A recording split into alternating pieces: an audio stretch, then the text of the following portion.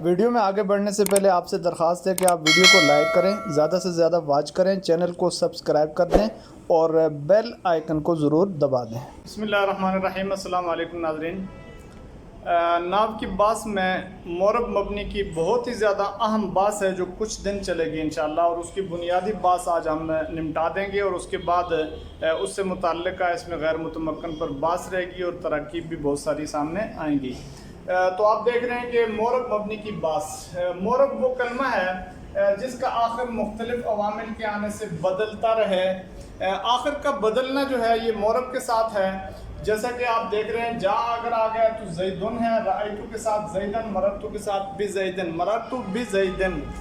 تو جیسے ہی عامل بدل رہا ہے تو مورب کا آخر بھی تبدیل ہو رہا ہے اور تبدیل ہوتا ہوا نظر آ رہا ہے۔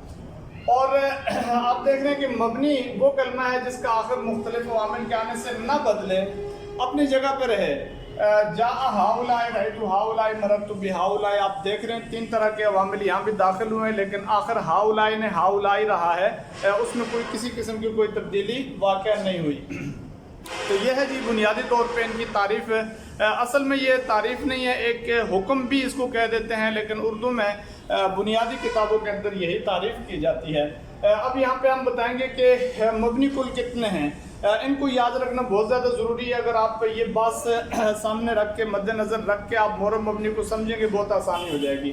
آپ دیکھ رہے ہیں کہ مورب مبنی جو ہے وہ 6 ہیں، کل 6 اقسام ہیں اس کی۔ فعل ماضی مبنی ہے، فعل امر حاضر مبنی ہے، اور تمام حروف جو ہیں یہ بھی مبنی میں آتے ہیں۔ اس میں غیر متمکن، اس پر باس بعد میں آئے گی۔ اس میں متمکن جب ترکیب میں واقع نہ ہو، خالی زید جو ہے وہ مبنی ہے، لیکن جا زیدن میں زید کیا ہوگا؟ مورب ہوگا۔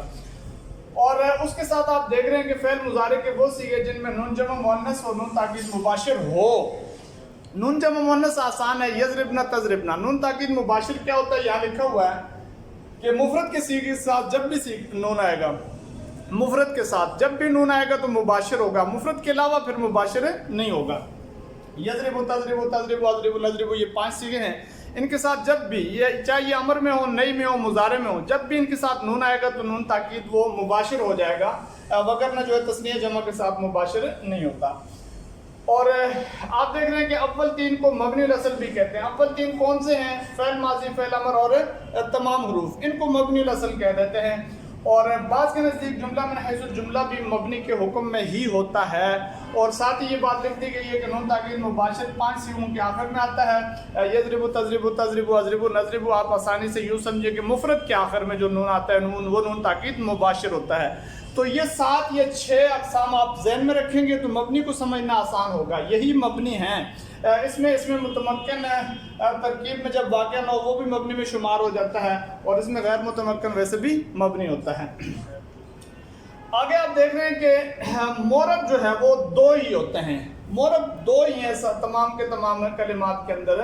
تو ایک تو اس میں متمکن جب ترکیب میں واقع ہو جائے، اور دوسرا فعل مضارع کے وہ صیغے ہیں جن میں نون جمع مؤنث نون تاکید مباشر نہ ہو۔ تو جب جمع مؤنث اور نون تاکید مباشر نہیں ہوگا تو وہ فعل مضارع کا صیغہ پھر مورب ہو جائے گا، جس میں نون جمع مؤنث بھی نہیں ہوگا۔ تو بقیہ جو ہیں وہ پھر مبنی رہیں گے۔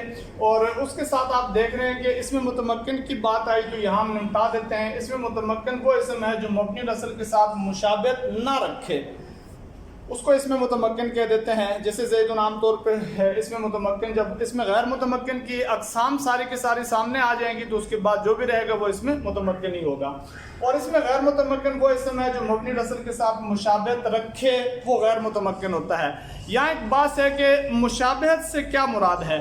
تو یہاں مشابہت کی 8 قسمیں ہیں، وہ آپ کے سامنے آ جائیں گی۔ آپ اس کی جو مختصر سی جھلک بھی آپ دیکھ لیں گے، اور اس کو میں سمجھا دیتا ہوں۔ یہاں دیکھیں جی، مشابہت کی 8 قسمیں ہیں: افتقاری، وضعی، وقوعی، وقوعی شبی، شبی وقوعی، تضمنی، اضافی، معنوی۔ افتقاری کو اسم اپنا معنی دینے میں دوسرے کا محتاج ہو، جیسے حروف ضم ضمیمہ کے محتاج ہوتے ہیں، موصول صلہ کا، اسم اشارہ مشار الیہ کا محتاج ہوتا ہے، ضمیر مرجع کا محتاج ہوتی ہے۔ ایسے ہی وضعی، کوئی اسم شکل و صورت کے اعتبار سے مبنی الاصل کے مشابہ ہو، جیسے من اور ما حال اور قد کے مشابہ ہیں، وہ حروف ہیں۔ اور وقوعی، کوئی اسم مبنی الاصل کی جگہ واقع ہو، جیسے نظارے، بہت آسان ہے، انزل کی جگہ واقع ہے۔ اور وہ کوئی سی بھی کوئی اسم دوسرے اسم کی جگہ واقع ہو کہ وہ اسم مبنی نسل کے مشابہ ہو، یعنی ایک اسم جو دوسرے کی جگہ واقع ہو آگے وہ مبنی نسل کے مشابہ ہو. جیسے آپ دیکھ رہے ہیں کہ تراکے جو ہے یہ بلکہ یوں آپ کہیں یا مثال بنتی ہے یا زیدوں میں زید جو ہے ادعوکا کے کاف کی جگہ واقع ہے، اور یہ ادعوکا کا کاف جو ہے وہ کذالکا کے کاف کے مشابہ جو مبنی نسل ہے. اور یہاں شبی وہ کوئی بھی ہے کہ کوئی اسم دوسرے اسم کے مشابہ اور وہ اسم مبنی نسل کی جگہ واقع ہو. جیسے تراکے یہ جو ہے نزالے کے مشابہ ہے اور نزالے انزل کی جگہ واقع ہے. تضمنی کوئی اسم مبنی نسل کو اپنے اندر لیے وہ ہو، جیسے احد عشرہ یعنی مبنی نسل کو متضمن ہو. اضافی کوئی اسم مبنی نسل کی طرف مضاف ہو، جیسے یوم ازن اور یوم از کانا کے ذات ہے اصل میں. اور مانوی کوئی اسم مبنی نسل کا مانند ہے، جیسے اسماء افعال وغیرہ. یہ مشابہت کی 8 قسمیں یہ آپ کے سامنے ہوں گی، تو ان کو بھی آپ دیکھ لیں گے. اس طریقے سے اس کی بنیادی بات انشاءاللہ ہو جائے گی، اور اس پہ مزید بات جو ہے اس میں غیر متمکن کے اقسام اس میں ذکر ہم کرتے جائیں گے ساتھ ساتھ. تو اس کو ضرور یاد رکھا جائے. اللہ رب العزت ہم سب کا حامی و ناصر.